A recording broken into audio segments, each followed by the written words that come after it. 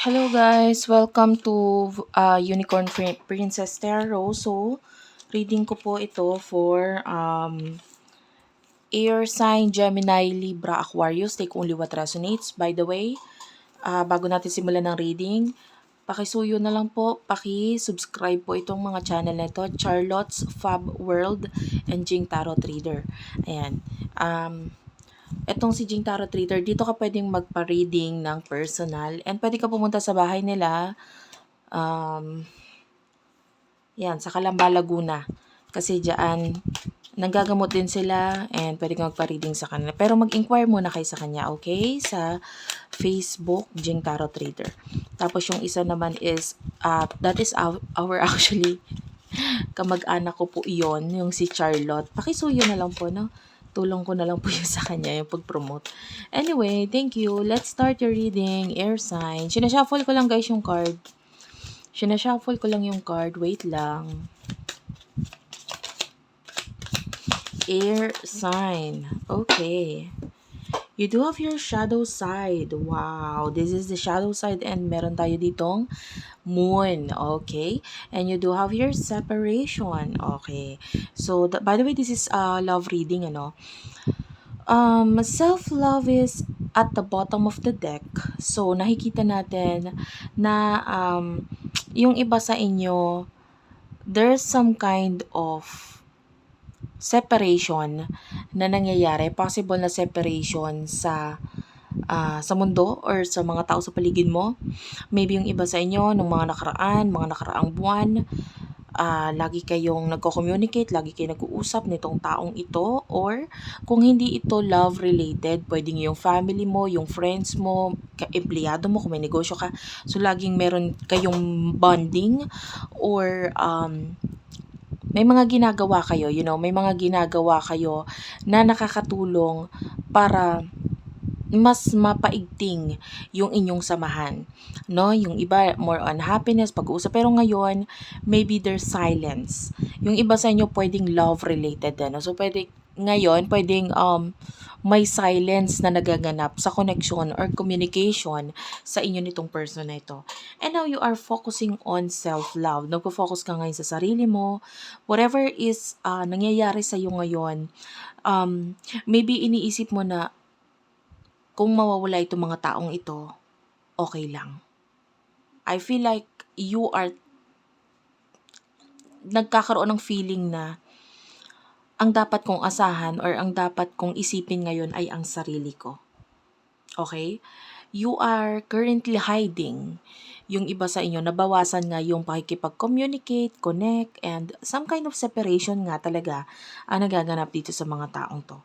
Now, pagdating sa love, sino itong person na nakakonect mo? Please tell me, Spirit Guides, Angel Guides, for the sign of air sign.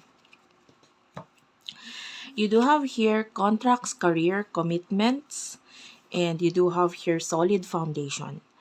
Unfortunately, wala akong nakitang masyadong reading dito na may kinalaman sa love. Because, for what I can see here, ang focus mo is career, sarili mo, development. For what I can see here, yung iba sa inyo, pagdating sa love, maybe there's an ending or something ended between the two of you nitong person na ito. Okay? But, whoever this past person is, nakikita natin na hanggang ngayon, this person is watching you. Yan, watching you, this person. And especially if you are dealing with a soulmate, minamasan ka nitong taong to tinitingnan ka niya and gusto niya lang malaman kung ano yung buhay mo ngayon, ano nangyari sa'yo. Yung iba wala na siya masyadong update because you are being, with the separation at saka with the moon, no? Nagiging tahimik ka lang ngayon, tahimik lang buhay mo ngayon, walang etc. etc. no? So, ang tendency, itong person na ito is wala siya ngayong makuhanan, mahagilapan ng news about you. So, regarding the past, yun lang ang nakikita natin. This person is still watching you. Pero ngayon, for what I can see here, pagdating sa iyong career, nagiging mas solid, nagiging mas maganda ang pundasyon. I can see some of you may mga bagong kontrata, may mga bagong career, and you have to give your commitment dito sa bagay na ito because ito yung mas magbibigay sa'yo ng mas matibay na relationship sa pera, sabihin na natin ganun, you will be more stable pagdating nitong career na ito. Yung iba nandito na, nasa present moment mo na. And this will shake up your world. No, biglang magugulat ka na lang. Bakit ko to na-receive? Kumbaga, do I deserve this? Sa sobrang ganda nito actually pagdating sa career, mapapa-question ka na lang sa sarili mo, deserve ko ba to? Binigay sa akin ni Lord yan. And ngayon, yung iba, no, syempre open tayo sa kung anong paniniwala. So, I don't know your religion, but yeah, kung ano man pinaniniwalaan mo, binigay ba sa akin to ni universe? Binigay ba sa akin to ni Lord, ng Panginoon? So, kung ano man doon, I respect you, kaya ikaw nang bahala. But for what I can see here, some of you manifested this, pero magugulantang ka na lang, bakit ko to nare-receive? Bakit ko to nakukuha? Anong meron?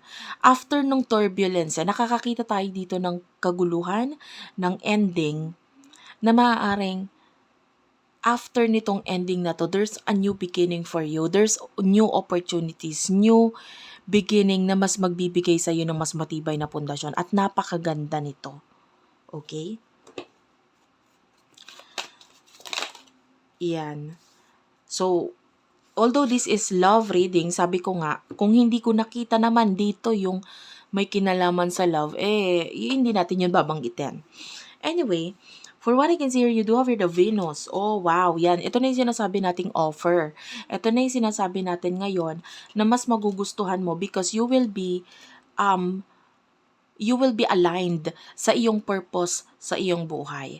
Mas nakikita natin na dinadala ka kung ano ka talaga, kung saan ka talaga, kung ano talagang destiny mo. Kung ano talagang purpose mo sa buhay mo, doon ka dinadala ngayon. Okay? And I can see here with the chemistry, you will definitely love whatever offer this is. Kung ano mang offer ito, magugustuhan mo to, ikatutuwa mo ito. Hindi natin maaalis or hindi pa rin mawawala itong toxicity or toxic karma, yung iba, mga toxic people. Hindi natin yan mawawala eh. Hindi talaga yan. Yung mga inggitero, inggitera, hindi yan maalis, guys. Hindi natin yan maalis. Paano alisin? I'll just give you a hint, no? Ako, I'm a businesswoman. Sa mga hindi nakakaalam, I'm also a businesswoman. So, meron akong sarili kong negosyo. May restaurant ako. Ayan. I also do sell clothes. Marami akong negosyo. So, that's why, one of the reason kung ba't hindi ako re-reading, no? Pero, syempre, dahil dito sa narating ko, guys, bago ako makarating dito, nanggaling ako sa 250 pesos ang sahod ng asawa ko. At ako ay plain housewife. So, paano ko na-accomplish yung mga ganong negosyo, di ba? Ngayon, may mga naiinggit. And ilalagay ko ito sa sitwasyon mo. Hindi mo mawawala yung mga taong naiinggit sa'yo. Sila yung toxic. Alam mo kung ano ginawa ko? Ayan, I use evil eyes. Hindi ko sinasabi na bumili ka sa akin, pero I do sell that and I do sell evil eyes sa aking TikTok shop and guaranteed cleanse and bless yon. Binanggit ko na rin just in case kasi may mga magko-comment saan ako makakabili, etc. Ito na yon. Ngayon, yun ang sabihin. Yun ang ibig ko sabihin. Para makaiwas ka doon, bigyan mo ng protection ng sarili mo and also at the same time, you need to, may sumunod na card dito which is this is guarded. You need to guard yourself. You need to guard yourself. If you need to pray, you pray. You should pray. No? Para protektahan ng sarili mo. 'Di ba? You should pray. Not only that, prayer, ayan, yung mga protection, pwede mo gamitin yan eh. Yung iba nakakatakot ang itsura ng evil eye. At saka from the word itself, evil, so maaaring masama ito, pangit ito. To tell you guys the truth, kung isi-search mo sa Google ang totoong itsura ng angel, ang totoong itsura ng anghel, at yun ay dahil yun ang pagkakasulat sa Bible. Ay guys, sorry. Some of you would not will not believe this kasi iba ang religion, pero babanggitin ko lang sa'yo. Some of you na naniniwala sa Bible kasi yung iba, no, I don't know, maybe you're Muslim or whatever religion, babanggitin ko lang, according sa Bible kasi, iba ang itsura ng angel sa pagkakaalam nating angel, na human form, may wings, hindi ganon. May iba't ibang klase ng angel. 'Di ba? And isa sa angel na nagbabantay sa pinakatrono ng Panginoon is iba ang itsura. They look like, hindi ko sasabihin ito ang itsura, pero ganito. Mata lang sila tapos may mga wings. And you should search that in Google. You should search that in Google. Okay? Ano ba talagang itsura ng angel? And one of the kind of the angel na ibinato, ay na meron sa taas, ay ganito ang itsura. Yung mata lang siya, na ganyan. And this can protect you. Huwag mong minamaliit yung mga ganyan-ganyan. And one more thing, you just have to believe katulad ng paniniwala mo. You just have to have faith. Maniwala ka lang. No, na ikaw ay poprotektahan. Pagtapos mo manalangin, ako ay poprotektahan ng Panginoon.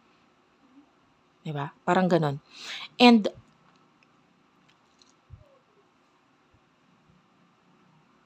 ano pinupunto ko dito? Kinikwento ko lang sa iyo, for those of you who don't believe the power of the evil eye or yung power of protection, power of prayer, napaka-powerful po niyan. And for what I can see here, yun ang tanging protection mo para makawala ka sa mga naiinggit, sa mga taong toxic, karma, gustong makarma ka, gustong bumagsak ang buhay mo.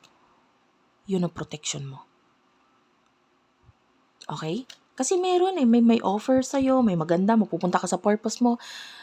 Pero ang nagpapadelay itong mga toxic na ito, itong mga karmang to Diba? Ayaw natin yun. Diba? So, balik tayo sa reading.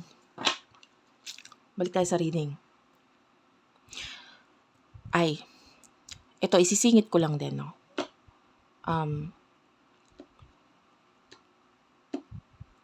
So, I don't know if you read the Bible, pero one of the story there is merong mga angels na itinapon, no, dahil may mga nagawa silang hindi magaganda. So, doon ko napagtanto-tanto na maaaring ang anghel ay iba-iba nga ang itsura at hindi yung katawang tao na may anghel lang, na may pakpak. Why? Kasi dito sa mundo, hindi ako nagbabrag, hindi ako nagpamamataas or what. Pero marami na akong nakitang bukas po kasi ang aking mata, ang aking third eye. Pero mas open ang aking third eye sa mga elemento, yung mga engkanto, sabihin na natin ganon. May iba-iba, may kapre, may duwende, etc. Nakita ko yan. And yung mga elementong yon, pinaniniwalaan, and maaaring ito ay, yun nga, nakasulat ito sa Bible na sila ay itinapon dito sa lupa pero iba na ang kanilang wangis, iba na ang kanilang itsura. At maaaring kaya iba-iba ang kanilang itsura dahil doon pa lang sa itaas ay iba-iba na talaga ang itsura nila. So, if you don't get what I mean, maybe itry mo i-research, basahin. Okay? So, yung mga engkanto na yan, if you don't believe in them, why do you believe in whatever you believe now, diba? Yun din naman ang punot dulo noon. Anyway, balik tayo sa reading. Binabanggit ko lang kasi para medyo mas magkaroon ka pa ng knowledge regarding dito, and I'm just sharing this to you. Okay.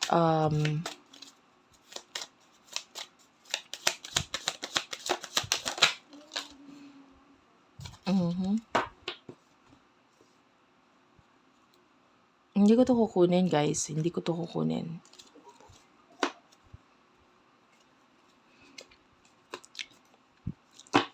You have the spirit guides. Some of you, you have protection, you have spirit guides, you have angel guides with you. I like your energy, sa totoo lang. I see you as a very strong person. Matapang, magaling. Marami ka ng pagsubok na pinagdaanan. Maaaring ngayon, pinagdaanan mo lately yung pinakagrabe, pero kinaya mo. You do have here receive. Ayan na nga, no? I can see you accepting whatever this offer is. Nakikita natin, ina-accept mo yan. Now, we do have your renewal. You know, ang pinakamasaya na pangyayari sa ating buhay sa isang taon is usually the new year. Pinakamasaya yan, pinakamagarbo, pinakamaganda kasi pagbungad ng bagong taon. And this year, we do have your renewal. Nakikita natin yung lalo na pag inopen mo na itong yung kamay, tinanggap mo na kung ano man itong offer nito, there's this spark, there's this new year, biglang mababago ang buhay mo. Okay, so any more messages for our ear sign? Yeah, you do have here Mercury, and the Mercury is the planet for communication. Ayan. Tell me about this.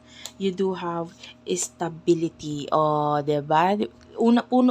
Punot dulo ng ating reading dito is yung word na stability, yung structure mo, yung iyong, lalo na sa iyong career, magiging mas maganda.